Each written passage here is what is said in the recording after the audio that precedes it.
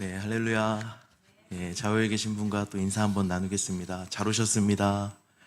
예, 잘 오셨습니다. 하나님께서 큰 은혜 베푸시기를 원합니다. 아멘. 저와 여러분에게 오늘 이 밤에도 하나님께서 큰 은혜 베풀어 주시기를 간절히 원합니다. 말씀 나누기 전에 한 가지 정정해야 할 게 있습니다.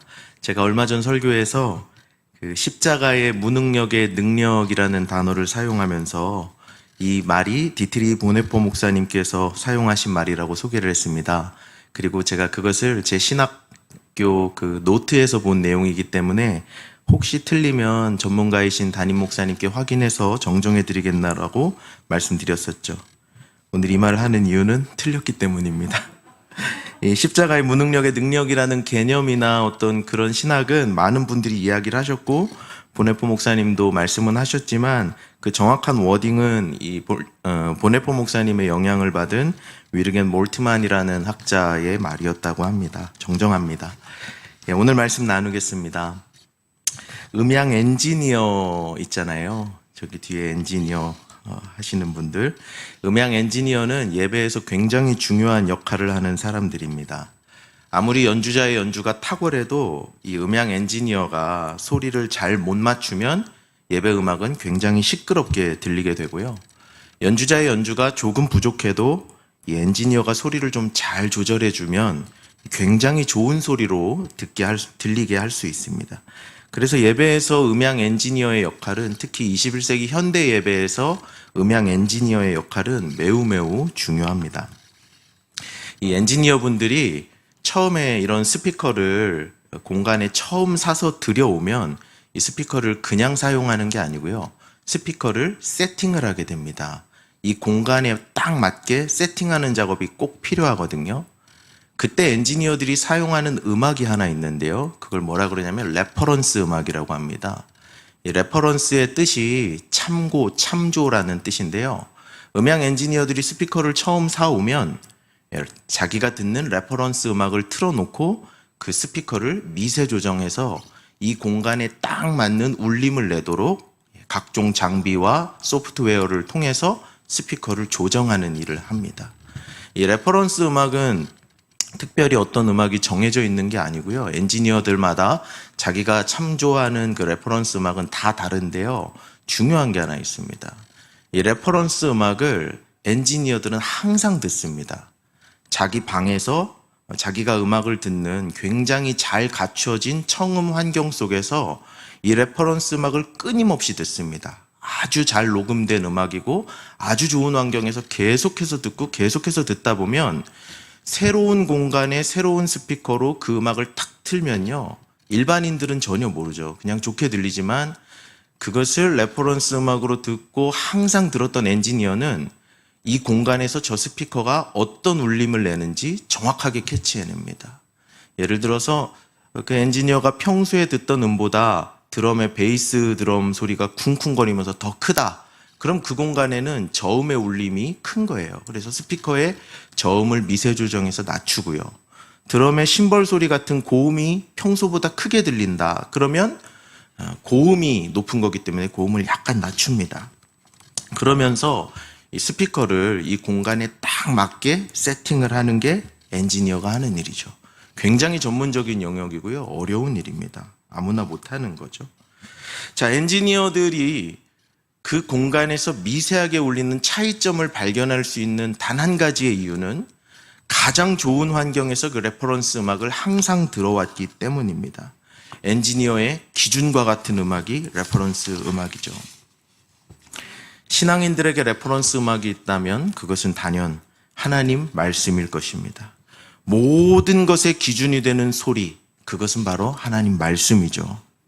하나님의 말씀이 우리의 모든 생각과 우리 모든 사상의 기준이 되어야 합니다.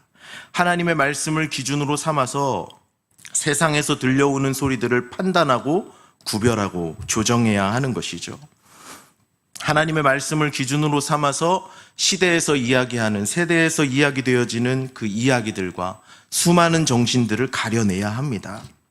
그러기 위해서는요, 우리도 엔지니어들처럼 이 하나님 말씀을 듣고 또 들어야 합니다. 읽고 또 읽어야 하죠. 하나님의 말씀이 정확하게 어떤 소리를 내는지를 정확하게 알고 그 소리에 익숙해져 있어야만 합니다. 그래야 세상에서 들어오는 수많은 소리들을 걸러낼 수 있죠. 내 마음과 내 생각 속에서 시시각각 올라오는 생각들을 거룩한 하나님 말씀의 채로 걸러낼 수 있습니다. 우리의 사상과 생각, 마음과 행동의 기준이 오직 하나님의 말씀이 되어야 하는 것입니다. 사랑하는 여러분, 여러분들 또 저도 하나님 말씀의 전문가들 될 수 있기를 간절히 바랍니다. 하나님 말씀을 레퍼런스 음악처럼 항상 듣는 전문가들 될 수 있기를 간절히 바랍니다. 오늘 본문에 등장하는 에스라가 바로 그런 사람이었습니다. 하나님 말씀의 전문가였습니다. 그래서 에스라에게는 학자 겸 제사장이라는 호칭이 붙어요. 오늘 바로 그 말씀의 전문가 에스라에 대한 이야기를 해보려고 합니다. 오늘 함께 읽은 본문 에스라 7장 11절로 26절까지의 말씀은 아닥사스다 왕이 내린 조서에 관한 내용을 담고 있습니다. 아닥사스다 왕의 조서도 이렇게 살펴보면요, 우리가 에스라를 읽으면서 왕의 조서가 총 4번 등장하거든요.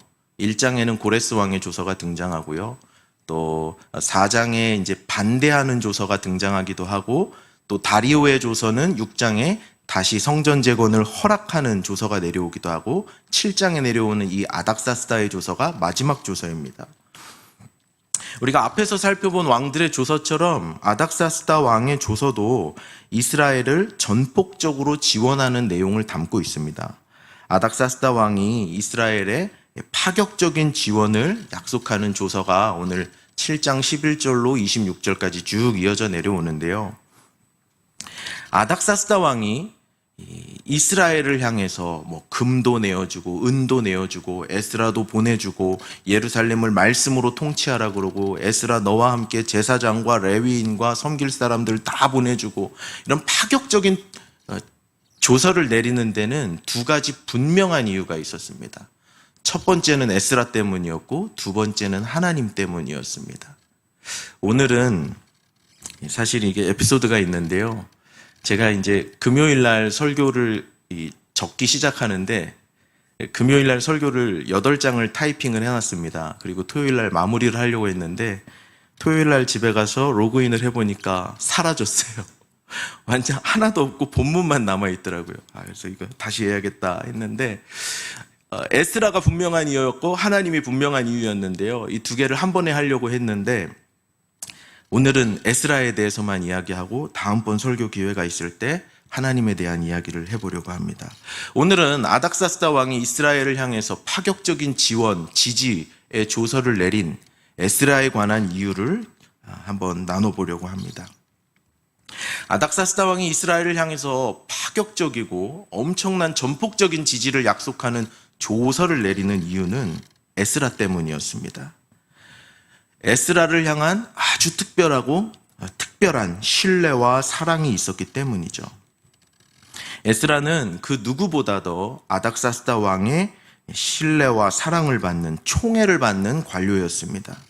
에스라를 연구하는 대부분의 학자분들은 에스라가 바벨론, 페르시아에 있을 때 이 아닥사스다 왕의 관료였을 것이라고 추정합니다.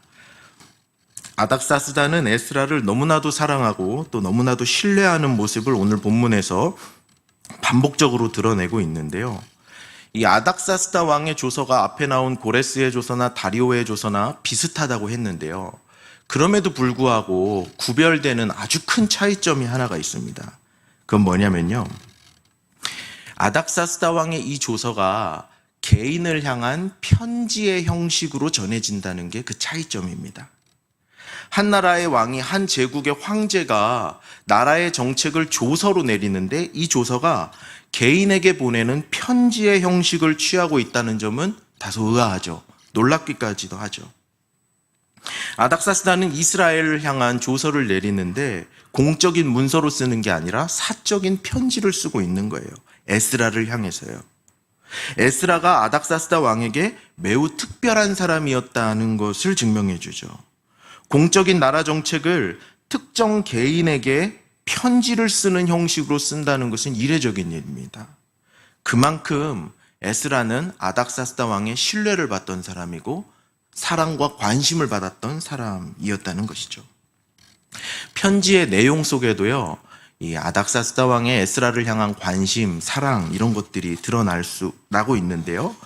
대표적으로 12절의 말씀이 그렇습니다. 12절을 한번 천천히 같이 읽어보겠습니다. 시작.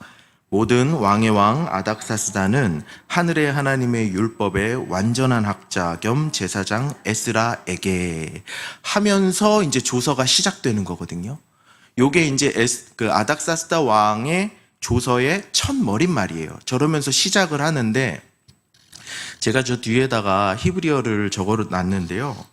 우리말 성경에는 유감이게도 번역되지 않은 아주 중요한 히브리어 단어 2개가 있습니다.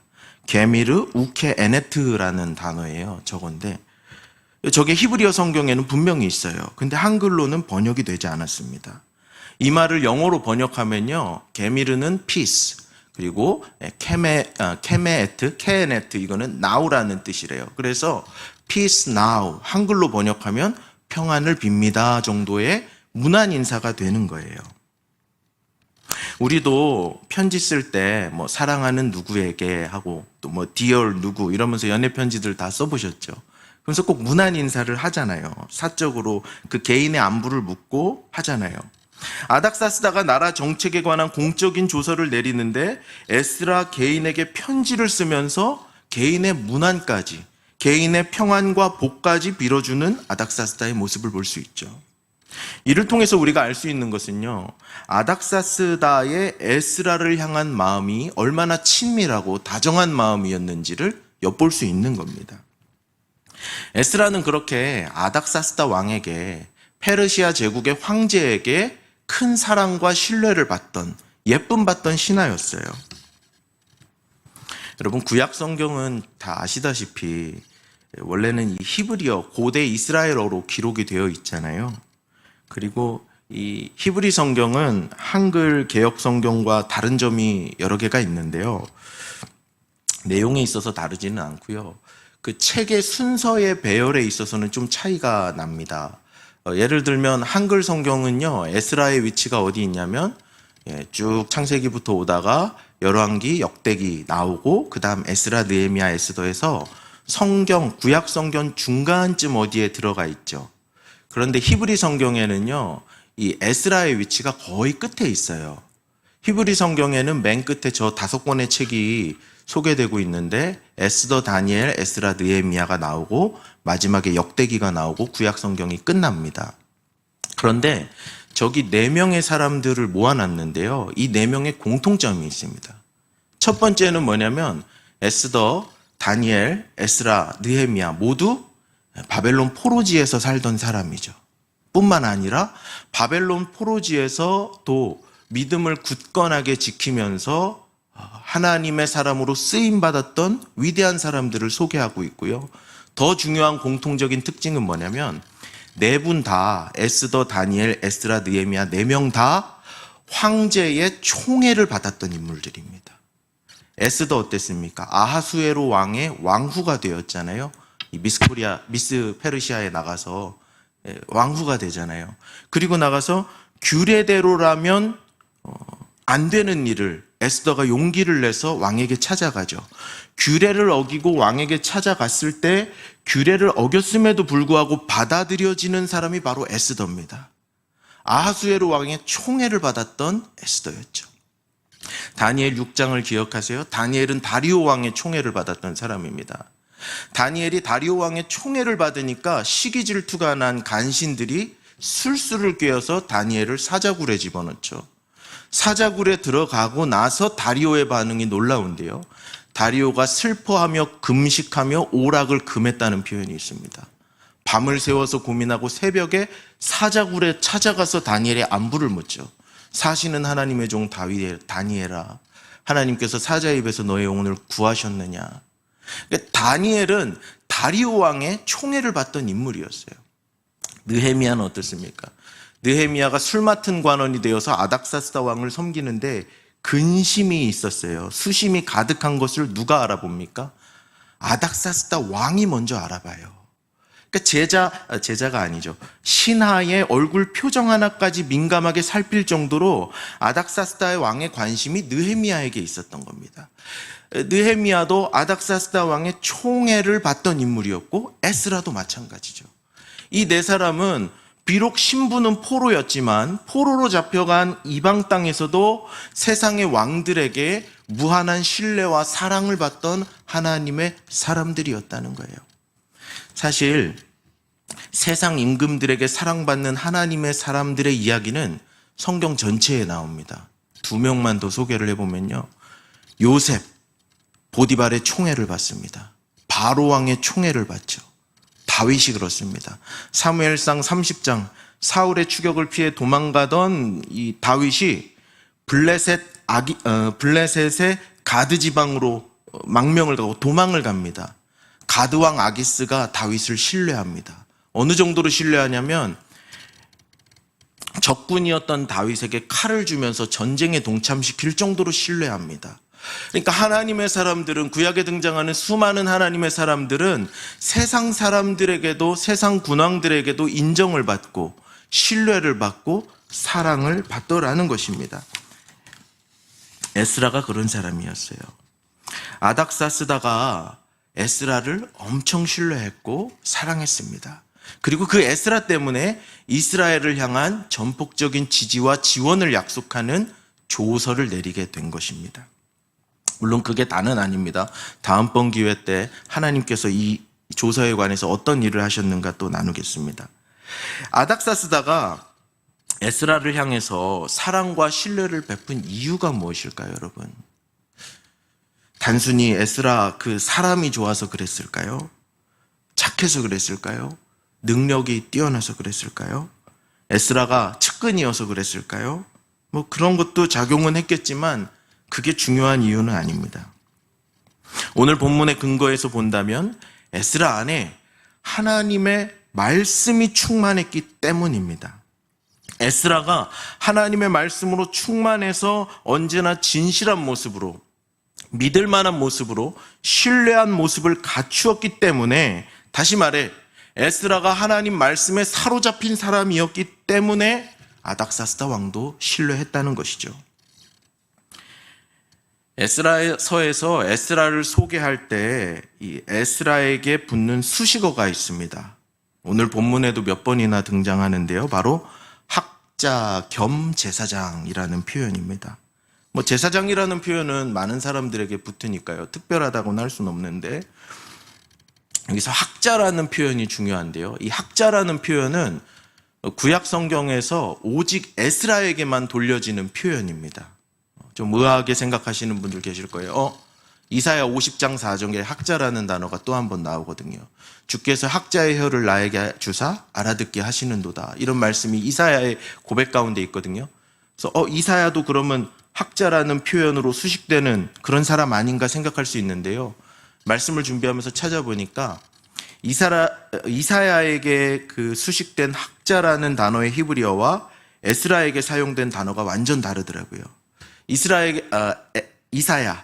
이사야에게 표현된 그 학자라는 단어는 그냥 교육을 받았다 정도의 의미를 갖고 있고요. 에스라에게 수식된 학자라는 단어는 진짜 전문가라는 뜻입니다. 그러니까 이 전문가, 학자라는 표현은 오직 성경에서 에스라에게만 수식되는 독특한 단어인 거예요.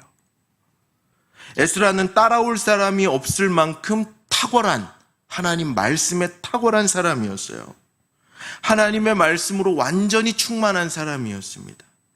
성경에서 말하는 유일한 호칭을 가지고 있는 말씀의 전문가, 하나님 말씀의 유일한 학자가 바로 이 에스라였습니다. 그러니까 아닥사스다 왕이 그 에스라의 말씀에 탁월한 전문적인 지식을 본 거죠. 에스라 안에 하나님의 말씀이 충만하고 그 안에 학자로서 그 하나님의 말씀에 통달해 있는 모습을 본 것입니다. 오늘의 본문 7장 11절로 26절까지 단락인데요. 이 본문을 자세히 읽어보면요. 말하는 사람이 2명 나옵니다. 말하는 화자가 2명이에요. 첫 번째는 아닥사스다 왕의 조서 내용 부분인데요. 아닥사스다 왕이 직접 말하는 부분이 12절부터인가요? 26절까지 쭉 나옵니다. 그거는 아닥사스다 왕이 직접 조서를 내린 내용이죠. 그거를 이제 전체 이렇게 떼어다가 붙인 겁니다. 그러니까 이 단락에서 말하는 사람은 첫 번째는 아닥사스다 왕이 있고요. 그리고 이 이야기 전체를 해설하고 이 이야기를 전체를 소개하고 있는 화자가 한 명 더 나옵니다. 그러니까 뭐 해설자라고도 할 수 있고 후대의 편집자라고도 할 수 있는 어떤 말하는 이가 등장해요. 그런데 재밌는 것은 학자 겸 제사장이라는 이 독특한 표현은 아닥사스다 왕의 입에서도 나온 표현이고 편집자, 해설자의 입에서도 동일하게 나온 표현입니다. 이건 무슨 뜻인가 하면요. 아닥사스다 왕에게 에스라가 학자 겸 제사장으로 아주 탁월한 하나님의 말씀으로의 사람으로 인정을 받았고 그 조서를 내렸습니다. 그리고 훗날 시간이 지나서 이 조서의 내용을 그대로 갖고 오면서 에스라서를 저술한 저자가 그 내용을 그대로 쓰고 있는 거죠. 시대가 지나고 시간이 흘렀음에도 불구하고 에스라의 그 말씀에 대한 지식의 탁월함이 인정받고 있는 것입니다. 후대에도 에스라를 인정하는, 시대가 지나도 인정을 받을 만큼 이 에스라가 하나님 말씀에 정통했다는 거예요. 여러분, 제사장이라는 표현은 그 직분에 대한 신적인 권위를 나타내는 단어입니다. 쉽게 말하면 이 제사장이라는 말은 교회에서 좋아하는 말이죠. 교회에서 인정받는 말입니다. 교회 안에서 권위가 있는 말입니다. 그러나 세상에서는 제사장이라는 말이 그렇게 인정을 받지 못하죠. 세상은 우리의 종교성에는 별로 관심이 없습니다. 세상은 우리가 성령이 충만한지 안 한지는 별 관심이 없습니다. 세상에서는 인정받는 말이 제사장이라는 말이 아니에요. 그러나 이 학자라는 말은요, 그가 가진 지식에 대한 전문성을 이야기하는 말입니다. 학문적인 권위를 나타내주는 말이죠. 세상 사람들도 보편적으로 인정할 만한 탁월한 전문성을 갖추었다는 말이 바로 이 학자라는 말입니다. 여러분, 하나님 말씀에 정통한 사람은요, 정말 하나님 말씀의 대가 같은 사람들은요, 설사 그 사람이 교회를 미워하고 안티 기독교적 성향을 가졌다 하더라도 그 사람의 학문적 권위에 대해서는 감히 무시하지 못하더라고요. 감히 까불지 못합니다. 최근에 유명세를 타는 조던 피터슨이라는 사상가, 학자 이런 분이 있습니다. 조던 피터슨이요. 예전에는 하버드 대학에서 심리학을 가르쳤던 교수님이시고 캐나다 쪽으로 가셔서 또 가르치신다고 알고 있어요. 이분은요, 심리학자예요. 신학자는 아닙니다. 그렇지만 이 사람은 성경적인 세계관을 가지고 매우 온건하고 보수적인 사상을 가르치는 아주 유명한 사람입니다. 그러다 보니까 이 성경적인 세계관을 가지고 이야기를 하다 보니까 서구에서는 굉장히 자유로운 사상들이 많잖아요. 동성애나 뭐 트랜스젠더 이런 거는 그냥 기본적으로 받아들이는 사상이 뭐 미국, 캐나다, 서양에는 그냥 가득하잖아요. 그러다 보니까 그런 사람들하고 토론을 많이 합니다, 이분이. 그리고 무신론자와도 토론을 많이 하는데요. 제가 이분 관심이 있어서 그런 것들을 좀 찾아봤는데 체급이 다릅니다. 무신론자와의 토론에서도 게임이 안 돼요. 이분이 가지고 있는 방대한 지식의 양과 해석해내는 것이 완전히 체급이 다르더라고요. 대학생과 유치원생이 이야기하는 것. 그래서요, 비기독교인들도요, 이 조던 피터슨 사상에 동의하고 지지하는 사람이 엄청나게 많습니다. 팬덤이 있습니다. 여러분, 이처럼 하나님 말씀에 깊은 지식을 가진 사람은요, 기독교인이 아니더라도 사람들이 존경합니다. 그의 신앙인으로서의 모습을 존경한다기보다는 그가 정통해 있는 그 지식 때문에라도 그를 존경하고 좋아하게 되죠. 에스라가 바로 이런 면모를 갖춘 사람이었습니다. 교회 안에서는 신적 권위를 지신 성령 충만한 제사장이었고 세상 속에서는 학자의 권위로도 인정받는 사람이었습니다. 과연 이 에스라는 하나님 말씀에 정통한 사람이었어요. 여러분, 하나님의 말씀의 깊이는 얼마나 깊은지 파도 끝이 없습니다. 깊어도 너무 깊습니다. 끝도 없습니다. 저도 예전에 청년 시절에 목사님들께서 설교하실 때 하나님의 말씀의 깊이가 얼마나 깊은지 모릅니다. 얼마나 달고 오묘한지 모릅니다.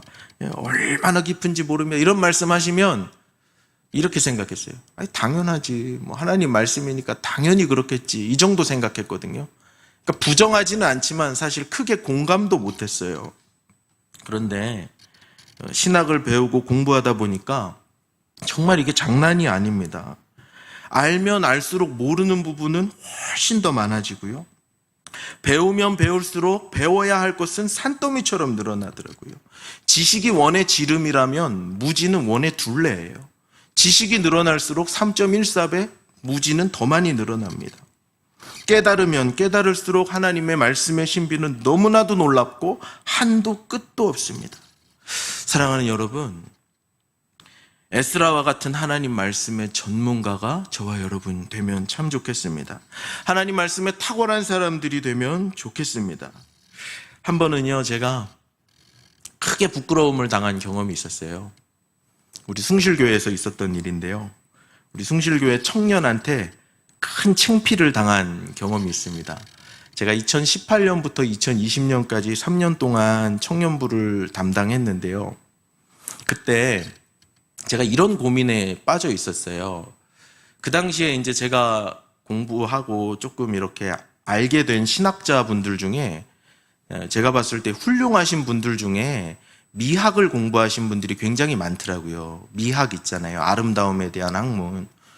제가 만난 신학자분들 중에 훌륭하신 분들은 미학을 공부하신 분들이 너무 많은 거예요. 대표적으로는 우리 김현수 의인 목사님 수업에 제가 신청해서 들어가서 배운 사람인데, 미국의 니콜라스 월터스토프라는 사람이 있는데 굉장히 멋진 사람이더라고요. 근데 그분이 미학을 공부하셨대요.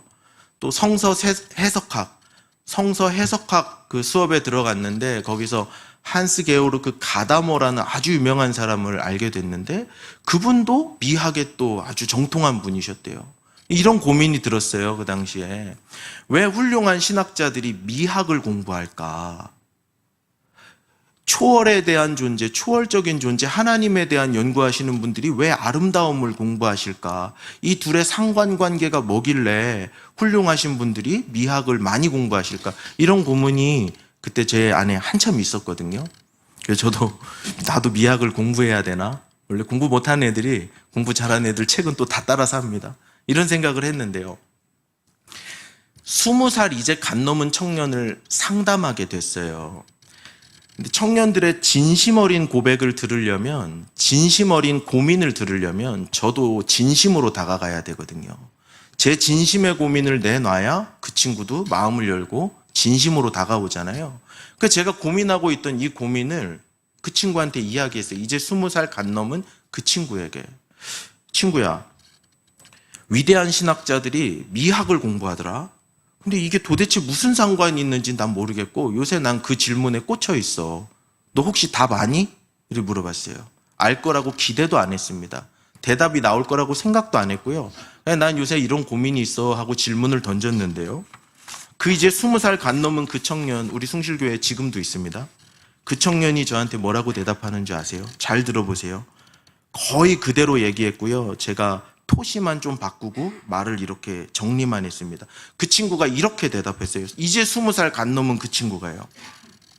과거 2000년 동안 신학이 너무 이성에만 몰입해 있었던 것 같습니다.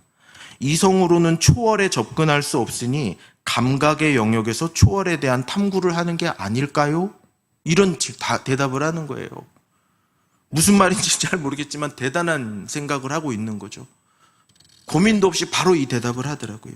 이제 20살 간 넘은 청년의 생각의 깊이가 너무 깊더라고요. 한 방 먹었습니다. 부끄러웠어요.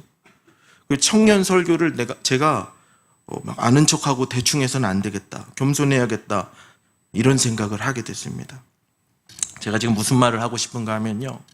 하나님 말씀의 전문가가 되는 일은 목회자들만 하는 일이 아니라고 말씀을 드리는 것입니다. 우리 모두가 하나님 말씀을 깊이 생각해야 하는 거죠. 다른 사람 누군가를 따라잡아야 되겠다 이런 생각은 할 필요 없는 것 같습니다. 다른 사람 누구처럼 나도 해야 되겠다 이런 생각은 별로 할 필요가 없습니다. 그런데 이건 분명합니다. 뭐냐면요. 다른 사람처럼 될 필요는 없습니다. 다른 사람이 아는 걸 내가 알 필요는 없습니다. 그러나 다만 어제의 나보다는 더 나은 내가 돼야 되겠죠. 성경을 1독했을 때 알았던 것과 10독, 20독 했을 때 아는 것이 같으면 안 되겠죠. 10독, 20독 했을 때 성경을 이해하는 깊이는 성경 1독 할 때의 깊이보다는 훨씬 더 깊어져야 하지 않겠습니까? 50대가 돼서 신앙생활 하시는 분들의 그 신앙의 이해와 말씀에 대한 이해의 깊이가 30대와 같으면 안 되잖아요. 매일매일 조금씩 자라가야 하는 것입니다. 그리스도를 아는 지식에서 자라가야 하는 것이죠. 전 우리 모두가 그렇게 하나님 말씀의 전문가 될 수 있기를 간절히 바랍니다. 어떤 분들은 이렇게 반문하실 수도 있어요.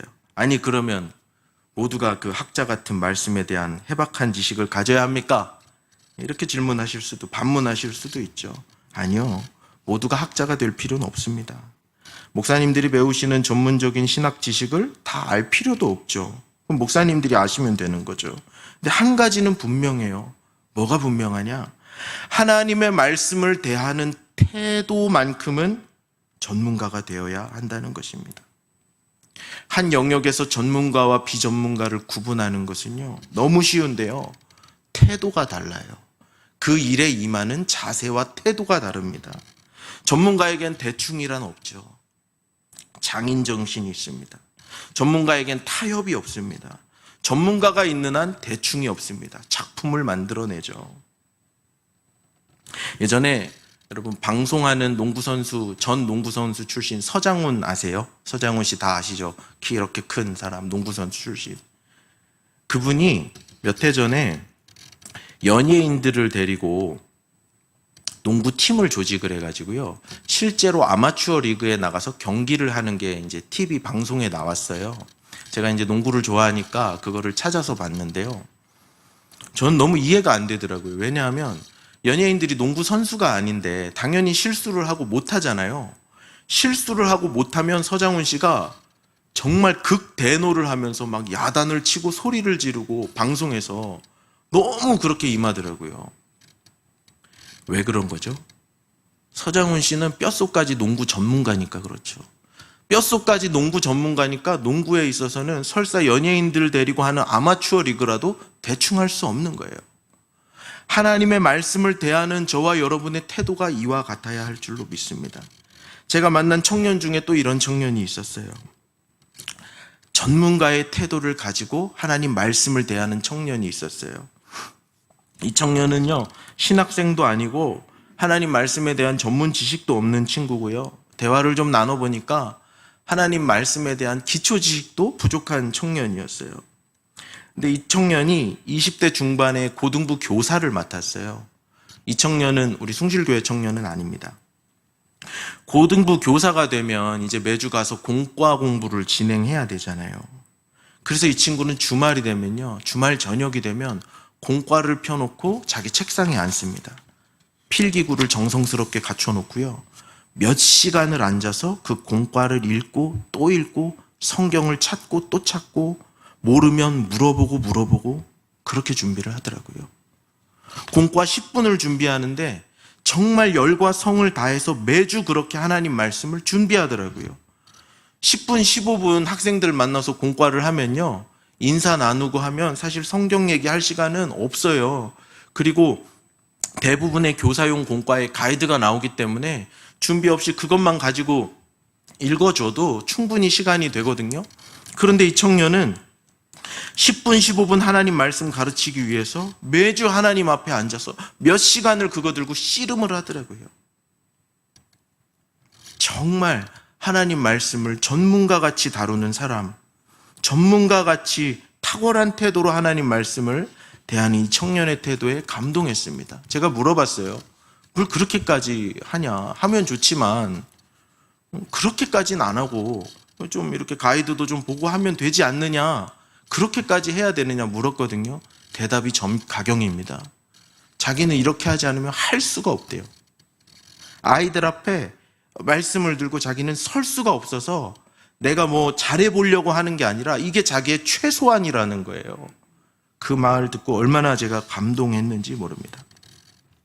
여러분, 하나님의 말씀을 대하는 태도만큼은 우리 모두 최고가 될 수 있기를 바랍니다. 하나님의 말씀에 대한 지식을 전문가처럼 쌓는 것은 어려운 일입니다. 너무 어려운 일입니다. 그러나 하나님의 말씀을 대하는 태도에 있어서는 누구나 전문가가 될 수 있습니다. 하나님 말씀을 누구보다 사랑하고 누구보다 기뻐하고 누구보다 즐거워하는 태도, 하나님의 말씀을 진지하게 받아들이고 무겁게 받아들이는 우리의 태도는 얼마든지 우리가 세울 수 있습니다.